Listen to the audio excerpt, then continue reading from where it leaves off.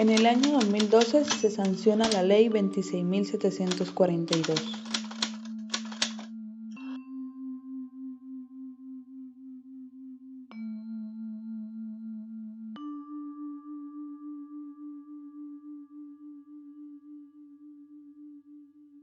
En realidad, la eutanasia es la decisión de cada persona de poder decir yo quiero morir o yo deseo mi muerte, ¿no? Y a lo largo de la humanidad se le impuso eso como una especie de tabú, y yo lo veo como una cuestión muy simple, es morirse y nada más.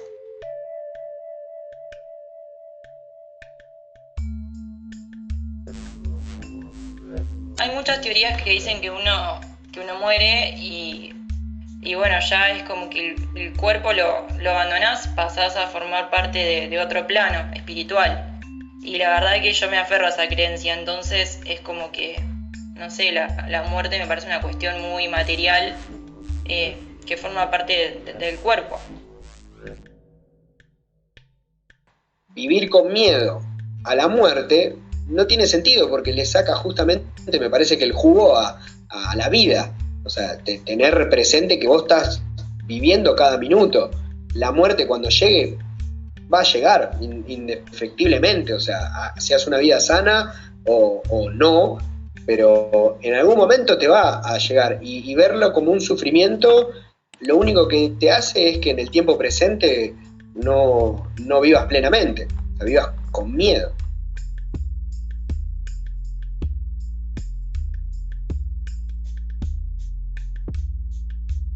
Somos como un animal más, nomás que tenemos demasiada capacidad de pensar las cosas. En parte para mí la vida es la muerte, son la misma cosa. O sea, uno vive para muchas cosas, pero principalmente para terminar siendo abono.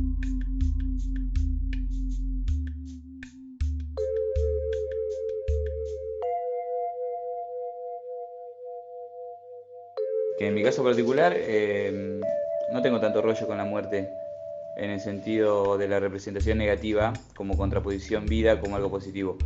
Y supongo que desde el momento en que se toma conciencia del propio ser, la vida es sinónimo de tomar decisiones y terminarla es como la forma más explícita de tomar las riendas de tu propia vida.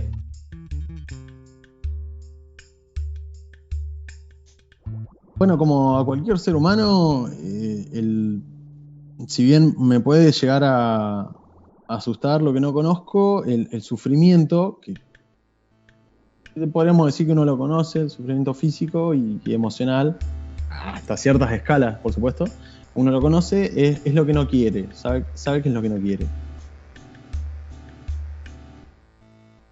Los primeros fines que por ahí uno conoce es cuando no sé, algún fin de cuando sos chiquito. Entonces se te termina una película que estás mirando y no sé, por ejemplo, y se termina y como que vos querías seguir mirando la película esa que te estaba, o te está dando la teta tu mamá, sos chiquito y vos querés tomar la teta y tu mamá no te da la teta, y también es algo que termina, que tiene un fin y que a vos no te gusta. Entonces desde un principio hay un concepto malo de lo que termina. En función de mi experiencia personal al principio, de mi edad hasta los 25, era como el dolor, el velorio a través del dolor, la muerte como el proceso de llorar para terminar de sacar todo eso y volver a nuestra vida normal. Lo que entiendo por eutanasia, yo lo veo como un derecho, personal, o sea, personalísimo, que le pertenece a un individuo a la hora de poder decidir sobre su vida, digamos, sobre su cuerpo y sobre su existencia. Yo creo que eso le pertenece a cada uno, nadie es dueño de la existencia del otro. Tiene 2 artículos que en realidad están como muy poco explorados y explotados en los ambientes hospitalarios, clínicos, sanitarios por decirlo de alguna forma, y que tienen que ver justamente con la decisión. Uno es el consentimiento informado y el otro es las decisiones anticipadas. Las decisiones anticipadas es lo que más cercano tenemos a lo que podría ser, ¿qué decido yo acerca de mi final? ¿Qué decido yo acerca de mi vida? ¿Y qué decido yo? ¿Y qué quiero yo? ¿O qué deseo yo? ¿O cómo quiero que sea mi muerte?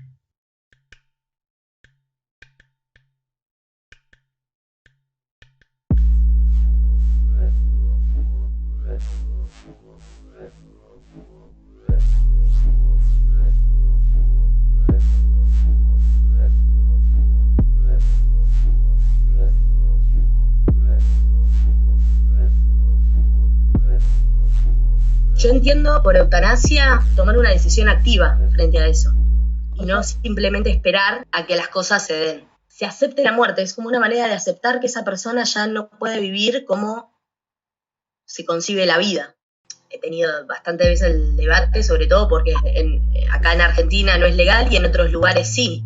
¿Cuáles son el debate que se da de por qué algo podría ser legal y por qué no? Y según los distintos países, cómo lo conciben, y siempre es algo que está muy atravesado con la religión y el concepto de vida, de muerte en torno a la religión, de que, bueno, cuando Dios lo decida. Yo la única religión que conozco, como supongo la mayoría de todos nosotros, es el catolicismo, ¿no? O sea, de la que más conozco. Y yo sé que una de las premisas es que la vida es sagrada y que a la vez, tanto la vida como la muerte la da Dios. Entonces, si la vida y la muerte la da Dios y a la vez es sagrada, uno no la puede ejecutar, uno no puede disponer propiamente de su vida. O sea, eso es en el marco de su estructura de pensamiento. Entonces, ¿por qué Dios no puede hablar a través de mí diciéndome que me dejen morir? O sea, porque es como una doble vara ahí. Porque si por momentos para hacer buenas acciones Dios habla a través de eso, ¿por qué no le damos importancia cuando una persona dice, mirá, la verdad que tengo un dolor inmenso, sea físico o mental, y quiero dejar este mundo? O sea, ¿por qué en realidad no lo entendés como que Dios me está llamando a que vaya al reino de Él? Para mí es un debate que está muy bueno darlo, y teniendo un montón de pautas de en qué situaciones se podría ser viable. Yo creo que ahí es muy parecido al tema del aborto, porque sí, es moral y ahí va la brecha que tiene de trasfondo las creencias de la gente. Son cuestiones como dogmáticas y que son así y que no se tocan. Como así también es lo mismo que el aborto. O sea, el que sea legal no quiere decir que todo el mundo tenga que abortar. La cuestión de la legalización da derecho al que lo quiere practicar a que lo haga.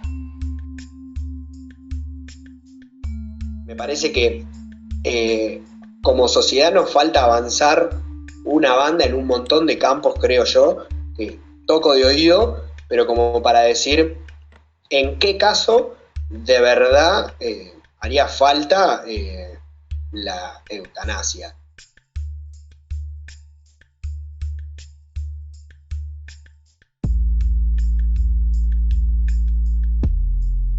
Por ejemplo, cuando yo me quise hacer la vasectomía, las personas con las que fui a hablar en urología tuvieron en cuenta si yo tenía hijos, qué edad tenía. O sea, no tienen que tener en cuenta cosas para aceptar una decisión que es mía sobre mi cuerpo. Está estrechamente relacionada la dignidad con la calidad de vida.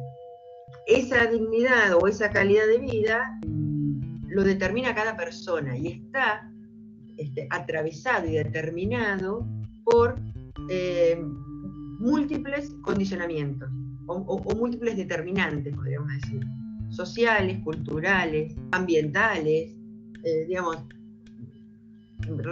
religiosos, geográficos, tiene múltiples determinantes que yo sienta que esta vida para mí es digna de ser vivida o no es digna de ser vivida.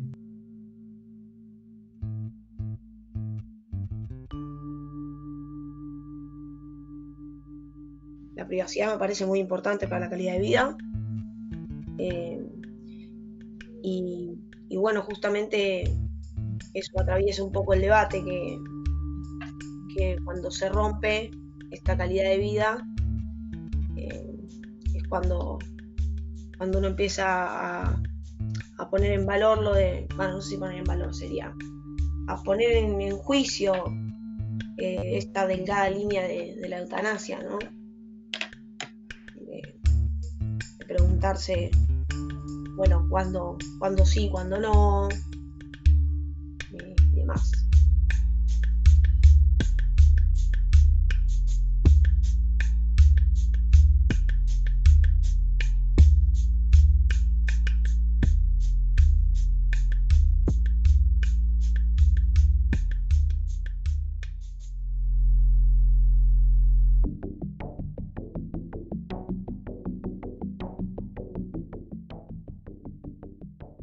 En la actualidad, estos 6 países permiten la práctica de la eutanasia activa. Es una cuestión que va variando en el tiempo, tanto en la interpretación del derecho como en la opinión de la gente. Y, o sea, si bien uno de los fundamentos por los cuales no querían legalizar la eutanasia se basaba por ahí más que nada en principios constitucionales que a veces quedan también re arcaicos, porque si nos ponemos a pensar la Constitución de 1853, tratando de traerlo a colación todo el tiempo a la agenda política, yo creo que Argentina, como siempre, que es bastante, no sé, por ahí como progresista en ese sentido, lo va a adoptar y lo va a llevar a cabo el proyecto. Creo que el tiempo que va a hacer falta para que una cuestión así tome forma tiene que ver con este sentimiento de la población popular, ¿no? De que, o la idea generalizada, muchas veces alimentada por los medios, de que se busca desvalorizar la vida cuando la realidad pareciera ser, según mi opinión, todo lo contrario, justamente darle un cierre digno, poder apreciar tanto el trayecto como el final, quizá. Lo que no hay es problematización, porque en algún momento llega y en cualquier momento puede pasar, como pasa con el aborto mismo. Lo que no había hasta hace unos años no se problematizaba. Ahora por lo menos se está intentando problematizar y está haciendo un montón de cosas. Pero el aborto existía, la muerte también va a existir y va a existir siempre, y está bueno saber lo que uno tiene acceso.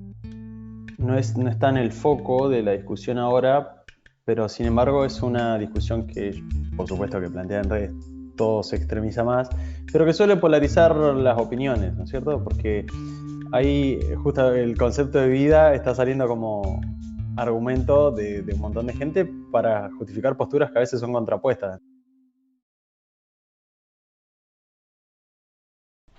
Holanda es el único país que permite el acceso a la eutanasia en caso de trastorno mental. Creo que las personas con padecimientos mentales, sobre todo psiquiátricos, no están bien abordados. Primero porque cualquier padecimiento mental tiene que tener una perspectiva interdisciplinaria que no se tiene. Y a la persona, ¿qué se hace con la persona? Se la aísla, se la adormece, se la tranquiliza y deja de tener un peso en esta sociedad, deja de ser parte de la sociedad. Entonces creo que ya de por sí el tratamiento no es digno. Habría que analizar muy minuciosamente cada caso, pero si que el mismo trastorno mental te lleve a decidir que querés morir, no creo que lo haga menos legítimo si es reiterativo y permanente. O sea, si el esquizofrénico te dice que quiere acceder a una eutanasia, y aunque no sepa si lo hace por convicción humana o el trastorno mismo, como decís, el tipo te lo repite e insiste con eso y lo está sintiendo, y creo que es lo suficiente.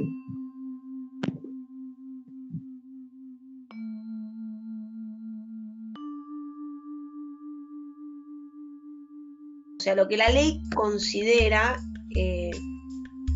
dolor realmente es el dolor físico o el sufrimiento físico.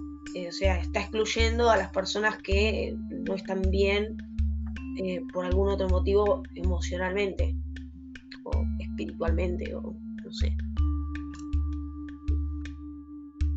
Dolor no es lo mismo que sufrimiento. El dolor hace referencia a lo físico, el sufrimiento hace referencia a lo que se llama dolor total, que es el dolor psíquico, emocional, social. Digo, cuando tengamos un sistema no solo sanitario, sino cuando tengamos una sociedad que pueda acompañar este tiempo de las personas a las cuales la mayoría de nosotros vamos a llegar, porque algunos nos moriremos de un infarto y no vamos a tener tiempo de decidir nada, y hay otros nos pasará un auto por arriba y no vamos a tener tiempo de decidir nada. Nadie sabe cómo se va a morir, excepto que decida tomar las riendas y suicidarse. Ninguno de nosotros sabe cuál va a ser nuestro final, ni cómo, ni en qué circunstancias. El sufrimiento y pone por primero, o sea, pone adelante el dolor. Principalmente porque bueno, por una cuestión de que la salud psíquica siempre está, a veces se suele dejar de lado y poner en un primer plano más lo físico, por una cuestión quizá de tabú también, no sé por qué pasa, pero sí, creo que sí.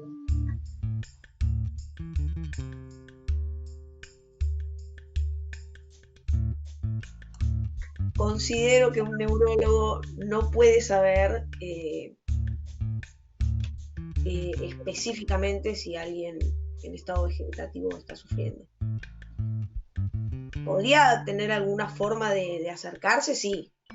Desconozco cuál sería, pero calculo que podría acercarse, pero no definirlo ahí, puntualmente, digamos. Lo mismo pasa con cualquier psicosis. Una persona que alucina no necesariamente eso le hace padecer. Una persona que es el típico, un loco, no padece por estar en su propia realidad. En todo caso hay un padecimiento del resto de las personas que lo rodean, no de él en sí. Eso es lo que hay que tener en cuenta, esos niveles de padecimiento, de qué tan mal la está pasando la persona en el momento de plantear una eutanasia. Considero que un neurólogo no puede saber específicamente si alguien en estado vegetativo está sufriendo. ¿Podría tener alguna forma de acercarse? Sí. Desconozco cuál sería, pero calculo que podría acercarse, pero no definirlo ahí, puntualmente, digamos. Sí, yo creo que un neurólogo tampoco tiene la posibilidad de saber eso. Si bien hay formas de medirlo, quizás al ser algo subjetivo y que no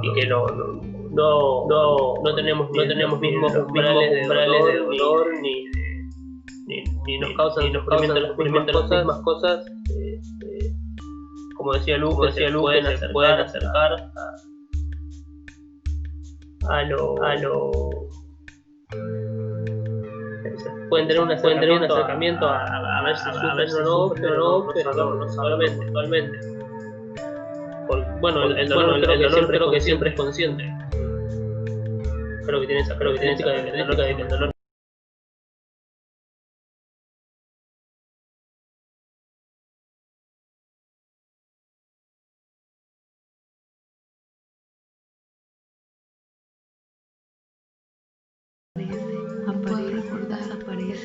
aparece medio erróneo, abro mis ojos y ahí está. Tu rostro de sufrimiento aparece, desaparece, aparece, desaparece, aparece. tus manos sobre las mías. Si mis manos hablaran, si mis manos hablaran, recordarían. Trajes, manos, arrugas, es todo, mi recuerdo y tus labios. Solo una granada podría ayudarte, una granada líquida. Me parece que nosotros tenemos el derecho, como personas independientes y libres, de poder decidir sobre nuestra vida. Apoyo una regulación del Estado porque habría que ver cómo la hacen. Sí, yo también estaría de acuerdo, y por esta simulación que hace uno de decir, estando en la lona ahí, necesitando una medida tan extrema como la que estamos discutiendo, y yo no quisiera que me la nieguen. Es como una cosa, un ejercicio así que me hace pensarlo de esa forma. No sé si es correcto al día de hoy, pero bueno, por el momento les digo que sí, estoy de acuerdo. Sí, estaría a favor de una promulgación de la ley de la eutanasia, porque es una situación por la que vamos a pasar todos, sí o sí, y problematizaría el tema tan que tampoco se habla.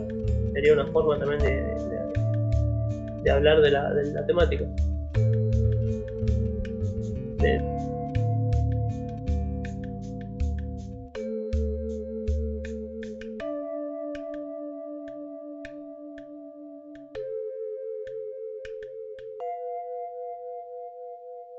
A mí sí me gustaría que me se enchufen. O sea, yo sí me gustaría tener un dejar expreso, así como la gente deja expreso que pueden donar los órganos, de que bueno, en el momento de que la vida ya no es sostenible por fuera de la asistencia mecánica, bueno, tomar la decisión de dejar de asistir. Concuerdo con Diego, que está buenísimo que tengamos la libertad de decidir sobre nuestra vida y decidir hasta cuándo nuestra vida es digna y hasta cuándo nuestra vida ya no es vida.